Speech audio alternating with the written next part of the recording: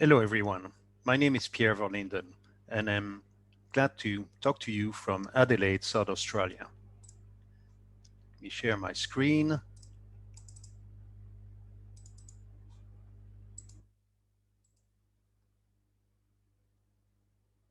Voilà. So I'd like to talk to you about the extraordinary story of photovoltaic and photovoltaic technologies. Let's talk first about the context. In geology, the time scale is divided into eon, era, period, epoch, and ages. Officially, for the moment, we are in the Holocene epoch. And Holocene started about 12,000 years ago after the last major glacial period. The name of Holocene comes from the Greek words holos kainos, which means entirely new. I don't know what was entirely new in 12,000 years ago. However, what's entirely new for over the last 250 years is the activity of human being have been such a high impact on the environment and the climate.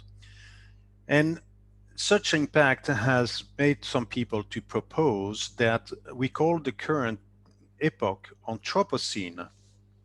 And to date the start of this epoch and the Industrial Revolution around 1780 with the invention of the steam engine.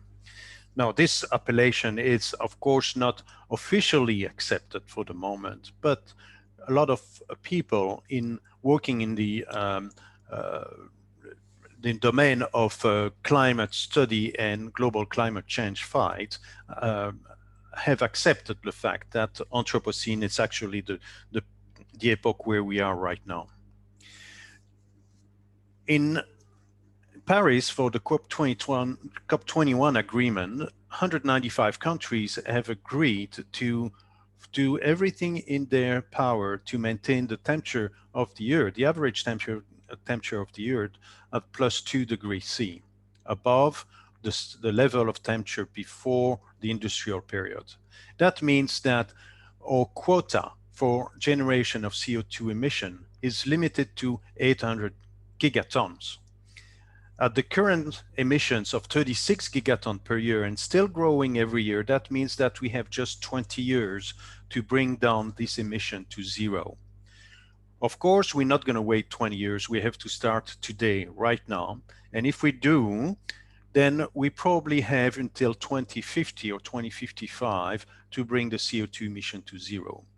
Note that if we have to reduce the temperature increase to 1.5 degrees C in average, then we have only 400 gigatons remaining in our quota.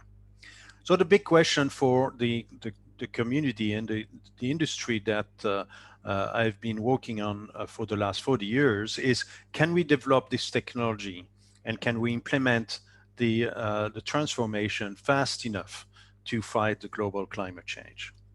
If we don't, the consequence will be disastrous. The world today is on a path to plus 4 degrees C by the end of the century.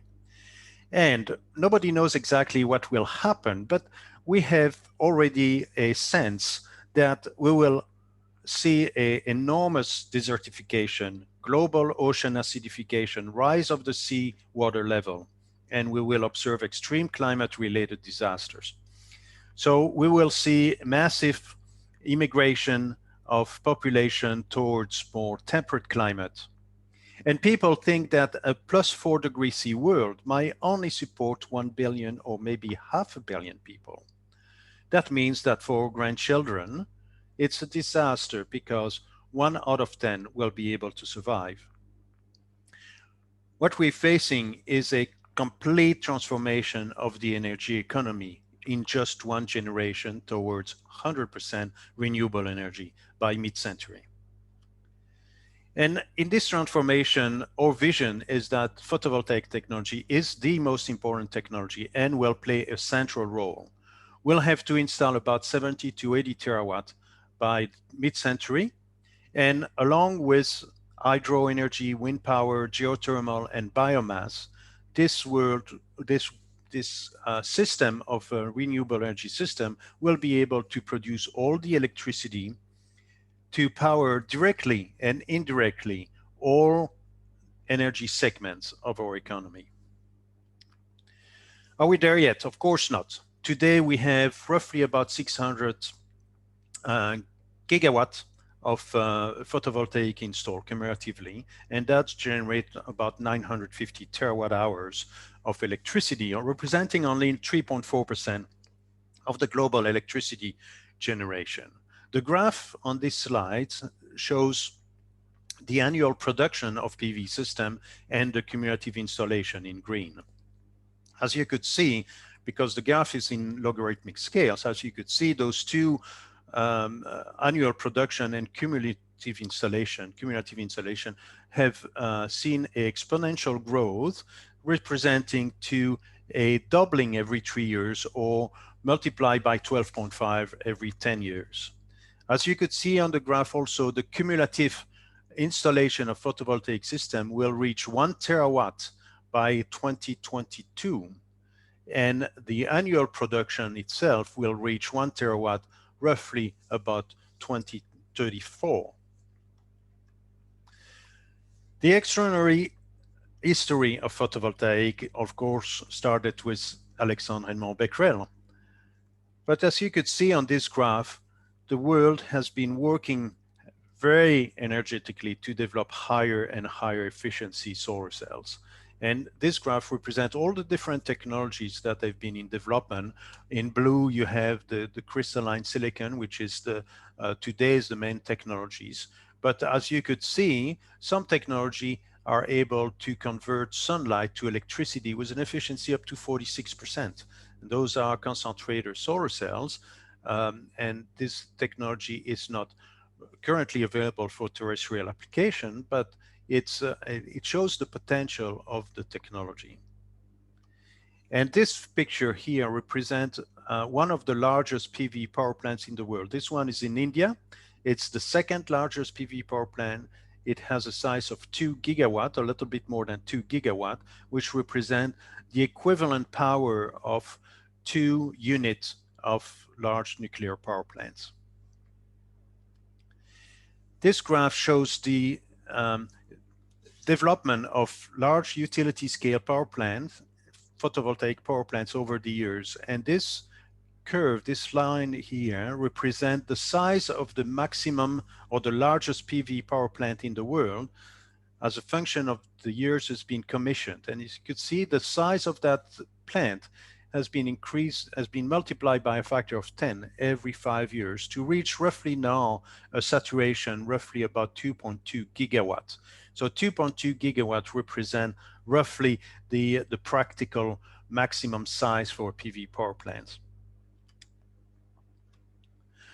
The technology, the silicon technology in particular, which represents almost 100% of the PV system in the world, roughly about 95%. We have been, the roadmap has been known for many years, and from a very simple screen printing PN junction solar cells to a more sophisticated, what we call today a PERC solar cell. This roadmap has been known for many years, and it's not finished. We're still working on improving the technologies and developing technologies that are called passivating contact, for example, or tandem solar cells or multi-junction solar cells. But the line here, the red line, represents where the industry is currently, which is a well-established standard with product and supply chain that are well aligned, and with a very well-known cost and levelized cost of electricity, which is called LCOE, and as well as it is bankable. That means that the bank will give you a loan, for example, if you want to build a large PV power plant, because they know the technology is well established. But there are some challenge and opportunity in continuing the development and to make solar cells and PV modules more efficient and more cost effective. This graph represents a summary of the record efficiency of different technology in silicon solar cell technologies. 29.4 is the maximum that we could reach theoretically with silicon with a single junction. And 26.7 is the so far the most efficient silicon solar cells ever produced, and it corresponds roughly to the practical limit, where it will be very difficult to industrialize solar cells with an efficiency greater than 26 or 27%. However, we already have 29% a tandem structure with silicon and perovskite, and we already see that the practical limit of this technology will go up to 37%, which we will reach in a few decades probably. The cost of the PV panels have decreased significantly over the last decade, and as you could see, this graph corresponds pretty much to the cost of PV panels since the 1970s. Today, we have a continuous decrease with a learning rate of between 25 and 40%. That means the cost of PV, the cost to manufacture a PV modules decreased by 25 to 40% for every doubling of the cumulative production, which means that today a PV panel costs about 25 US cents per watt, and we expect that it will reach about 10 cents per watt when we reach between 1 terawatt and 10 terawatt of cumulative production, which will be roughly in the 2030s. A lot of people ask about the energy and the CO2 that is embedded in a PV modules. And this graph shows the relationship between what is embedded and what will be saved. 1 terawatt of PV system has a cumulative energy demand, so that the primary energy that is embedded in the system, it's about 3 times 10 to the 17 joule. However, the same system will save about 1,000 times in primary energy just by delivering the electricity during its lifetime. It has also about 700 million tons of CO2, but it will save 25 billion tons of CO2 during its lifetime, while it will generate 32,500 terawatt hours over 25 years in average. Just an example, this PV module, about 400 watts. So 400 watt PV panel costs $100 US. It will produce the same amount of electricity over its lifetime as about 7 tons of coal, which cost about $280. So you understand very clearly that today, PV is cheaper than producing electricity from coal or gas, even the marginal cost, just paying for the fuel, not paying for the assets. I hope that I have entertained you with my passion and vision for photovoltaic, and I thank you very much for your attention. Bye-bye.